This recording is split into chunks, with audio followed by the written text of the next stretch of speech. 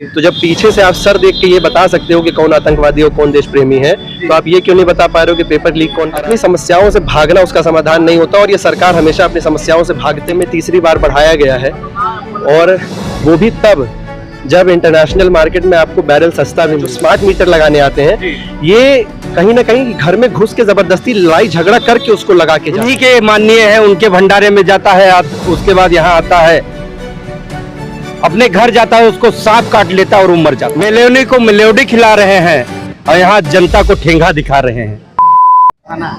साथियों नमस्कार, इस समय हम मिल्कीपुर तहसील क्षेत्र में मौजूद है और ये परिसर भी मिल्कीपुर तहसील का है। इस 42 डिग्री तापमान के चलते लगातार अघोषित बिजली कटौती और तमाम जो समस्याएं हैं, क्षेत्रीय समस्याएं हैं, युवाओं और बेरोजगारों की समस्याएं, महिलाओं की समस्याएं, तमाम समस्याओं को लेकर हरिंटनगंज से ब्लॉक प्रमुख अंकुर सेन जी और विद्याभूषण पासी जो अनुसूचित जाति प्रकोष्ठ के समाजवादी पार्टी के जिला अध्यक्ष हैं और तमाम समाजवादी पार्टी के कार्यकर्ता आज तहसील परिसर पर धरना दे रहे थे और उन्होंने ज्ञापन सौंपा। इनसे बातचीत करते हैं कि क्या कुछ समस्याएं हैं और जो ज्ञापन सौंपा गया इन संबंध में सारी चीजें बात करेंगे। बहुत बहुत स्वागत है।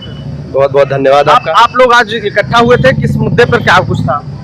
मुद्दे देखिए, यहाँ पे कई सारे थे, कोई एक मुद्दा नहीं था, लेकिन जो मेजर मुद्दे थे, सबसे पहली बात तो जो लगातार हमारे युवाओं के साथ धोखा हो रहा है, वो साल दर साल तैयारी करते हैं इस उम्मीद में कि इस बार हम परीक्षा देंगे तो हम परीक्षा पास करेंगे, हम मेडिकल की पढ़ाई करेंगे, या जब आप पीसीएस और आईएएस जैसी सरकारी परीक्षाओं को देते हो तब आप ये उम्मीद के साथ देते हो कि इस बार जब हमने इतनी मेहनत करी है और हमारी परीक्षा जब निकल जाएगी तो हम नौकरी करेंगे, अपने देश अपने समाज के लिए कुछ काम करने का काम करेंगे। लेकिन ये सरकार निरंतर उनकी अपेक्षाओं पे जो है उनकी अपेक्षाओं को खराब करने का काम कर रही है। लगातार कहीं ना कहीं पेपर लीक हो रहे हैं। आप देखो, ये शायद तीसरा साल है जहां लगातार नीट का पेपर इस बार भी लीक हुआ है, और 22 लाख बच्चों का भविष्य हर साल जो है कहीं ना कहीं डेंजर में रहता है, कहीं ना कहीं खतरे में रहता है इनकी लापरवाहियों की वजह से। और इनके लोग हंस के जवाब देते हैं। राजनाथ सिंह जी से जब पूछा गया तो वो हंस के जवाब दे रहे हैं कि अब पेपर लीक हो गया तो हमारे मंत्री इस्तीफा थोड़ी दे देंगे। क्यों नहीं देना चाहिए? बात पेपर लीक की नहीं है, बात यह है कि 22 लाख बच्चों का भविष्य आपने जो है खराब कर दिया, तो क्यों नहीं इस्तीफा आपको देना चाहिए? उन 22 लाख लोगों को कौन जवाब देगा? पंचायत राज मंत्री ओम प्रकाश राजभर जी, जब उनसे इस पर सवाल किया गया तो उन्होंने कहा कि पूरा पेपर नहीं लीक हुआ है, 2-3 क्वेश्चन लीक हुए हैं। नहीं, ये सरासर गलत है। और अगर उनको ये लगता है कि 2-3 क्वेश्चन लीक हुए हैं तो 2-3 क्वेश्चन भी क्यों लीक हो रहे हैं?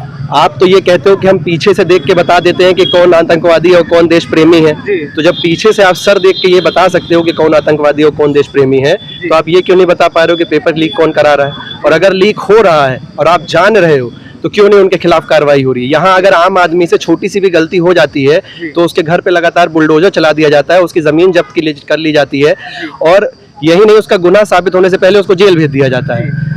लेकिन यहाँ पे इतनी बड़ी बड़ी घटनाएं हो रही हैं। आप मुझे बताइए, किसी का घर गिरा हो या किसी के खिलाफ कार्रवाई हुई हो या किसी के खिलाफ जो है किसी से इस्तीफा लिया गया हो, सरकार कब जवाब देगी? जवाबदेही किसकी है? जब आप सत्ता में बैठे हो तो जवाबदेही भी तो आपकी ही है। इसकी आप जिम्मेदारी कब उठाएगी सरकार? जिस तरीके के मंत्रियों के बयान आ रहे हैं, जिम्मेदारों के बयान आ रहे हैं, आप मानते हैं कि ये कह लीजिए सरकार जो है या जो जिम्मेदार है वो जो भविष्य है बच्चों का उसको लेकर सीरियस नहीं है? बिल्कुल, मैं ये मानता हूँ कि सरकार बच्चों के भविष्य को लेकर सीरियस नहीं है। एक साल होता लीक तो मैं मान लेता, लेकिन ये लगातार बैक टू बैक हर साल लीक हो रहा है। अभी जैसा कि मैंने आपसे बताया, यूपीएससी का पेपर हुआ, यूपीएससी का पैटर्न ही इन्होंने बदल दिया।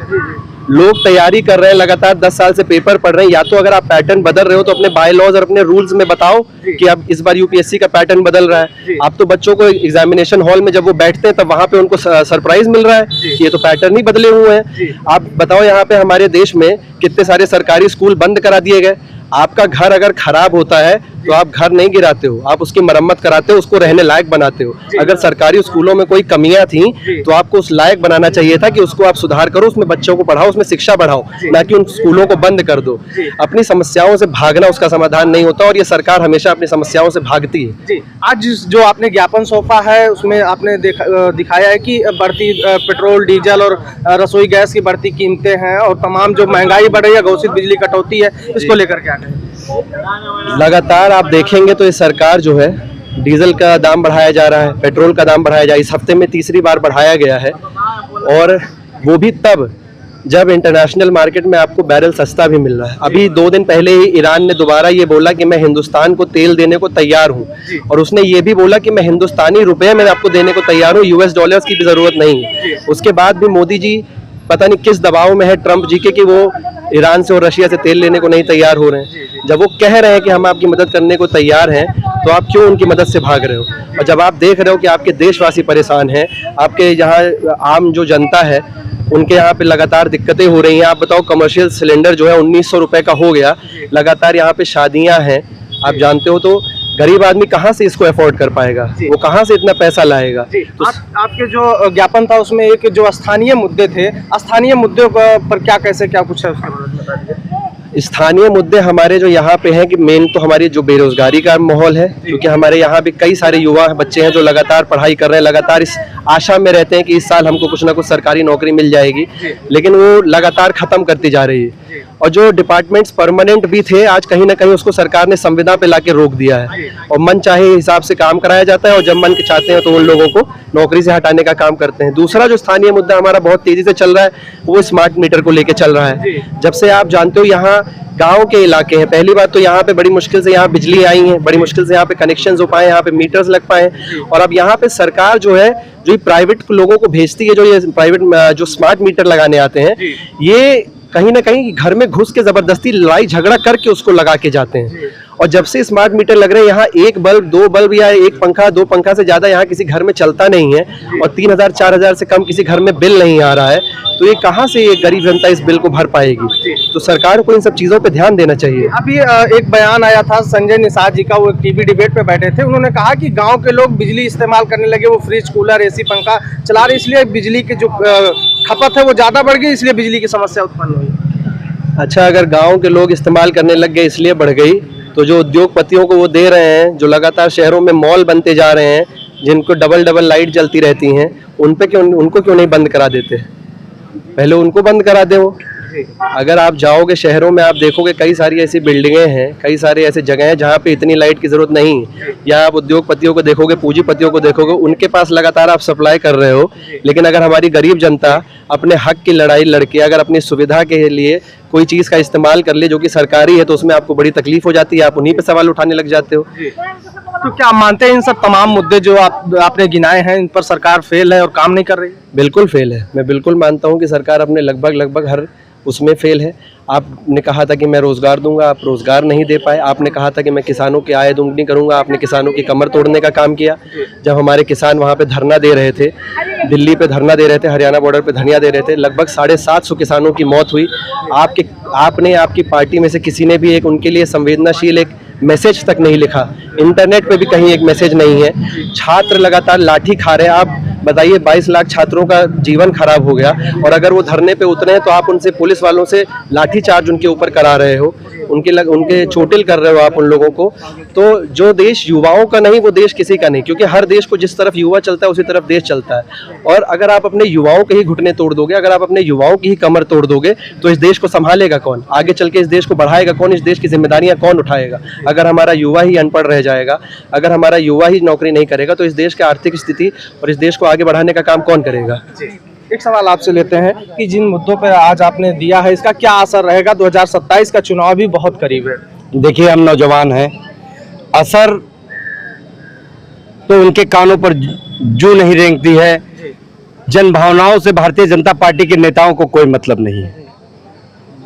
चाहे वो बिजली की समस्या से, अभी यही हमारा बगल विनायकपुर पांडे का प्रवाह है, एक नौजवान 30 साल का, जिसके 2 मासूम छोटे छोटे बच्चे गोदी में। अगर शायद योगी सरकार की लाइट ना गई होती तो वो आज हमारे बीच में जिंदा होता। वो रात में इन्हीं के माननीय है, उनके भंडारे में जाता है, उसके बाद यहाँ आता है, अपने घर जाता है, उसको सांप काट लेता है और वो मर जाता है। इसका जिम्मेदार कौन है? सरकार। अभी मैंने आपसे कहा कि सरकार को आम जनमानस की समस्याओं से कोई वास्ता नहीं है। पेट्रोल महंगा हो गया, मोदी जी ने कहा कि पेट्रोल की बचत करिए, अपना जेट प्लेन से विदेश चले गए, मेलोनी को मेलोडी खिला रहे हैं, और यहाँ जनता को ठेंगा दिखा रहे हैं। आप बताइए। वो जो 2 घर जहाँ पे अभी तक बिजली नहीं आ जाए, और ये हमारी एक बहन है, कहाँ गई ये? वो कहाँ है? वहाँ बिरौली झाम वाली। ये उनको बुलाओ, उनको जिसके घर आज तक लाइट नहीं है। आजादी के इतने साल हो गए, लेकिन ये भारतीय जनता पार्टी के नेता कहते हैं कि आजादी 2014 से देश में आई है। 1947 में हमारे जो देश के वीर जवानों ने, शहीद आजम भगत सिंह ने जिस धरती पर आप खड़े हैं, शहीद अशफाक उल्लाह खान ने अपनी शहादत देकर इस धरती को आजाद कराया, उसमें ये कहते हैं आजादी हमको 2014 के बाद मिली। ये हमारी बहन है, इनका घर बिरौली झाम है। आजादी के इतने दिन हो गए, लेकिन आज तक इनके घर लाइट नहीं है। आप बताइए, इसका जिम्मेदार कौन है? नारी शक्ति की बात करने वाले ये भारतीय जनता पार्टी की ढोंगी सरकार, आप इनसे सवाल करें, इनका जिम्मेदार कौन है?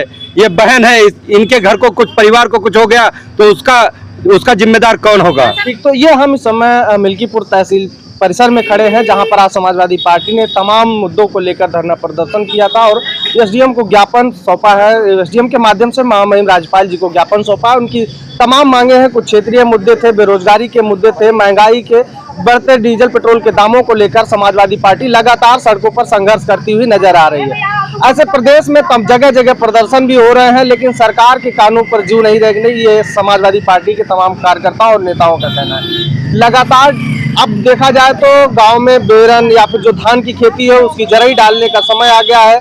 नहरों में पानी नहीं है, डीजल पेट्रोल के दाम बढ़ रहे हैं, बिजली कटौती से किसान परेशान है। इससे खेती कैसे होगी और इस गर्मी से निजात कैसे मिलेगी, एक बड़ा सवाल है। इस वीडियो में इतना ही। फिलहाल के लिए बने रहे लोकबंधु लाइव के साथ। नमस्कार।